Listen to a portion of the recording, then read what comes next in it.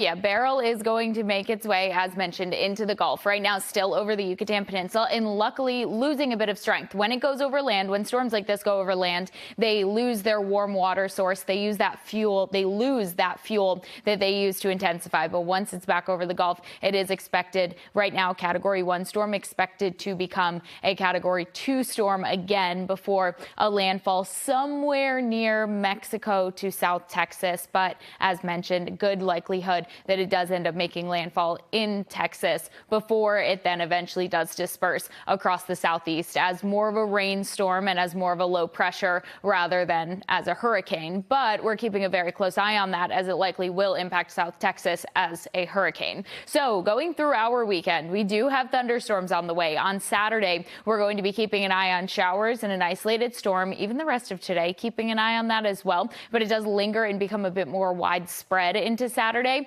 And then Sunday morning, waking up to temperatures at 71 degrees. Sunday, temperatures reach the upper 80s and low 90s. So a lot of warmth coming our way. The rest of our day today, the chance for an isolated shower and thunderstorm is there. Thick layer of clouds, lots of humidity. This is a look at 6 o'clock North Shore back towards central Massachusetts, seeing that potential for rain, some pockets of heavier rain in that. And then going through our evening, possibly southern New Hampshire getting in on a thunderstorm or two. Coverage isn't going to be impressive today, but we're going to see our next system coming into view by Saturday. That's going to be pushing some rain and thunderstorms our direction. It's all going to depend on how much we clear out those skies through the day Saturday between the multiple rounds of rain that we do have in the picture. But by Sunday, we lose influence of this cold front, and we're going to be warming things up for Sunday and for Monday with a little bit of a quiet pattern, at least to start off next week. Now, dew points, they're high. We're seeing sticky conditions in the forecast, especially for Saturday,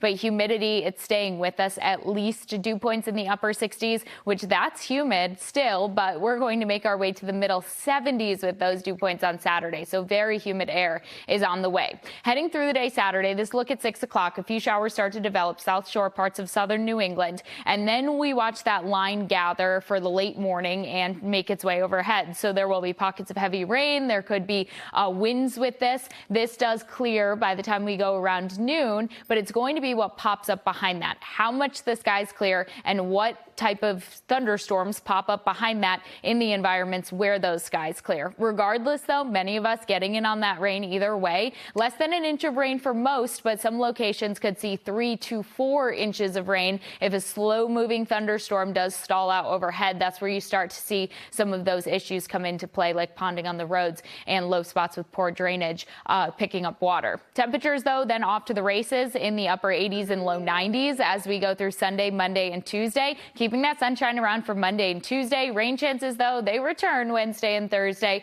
along with temperatures in the middle and upper 80s.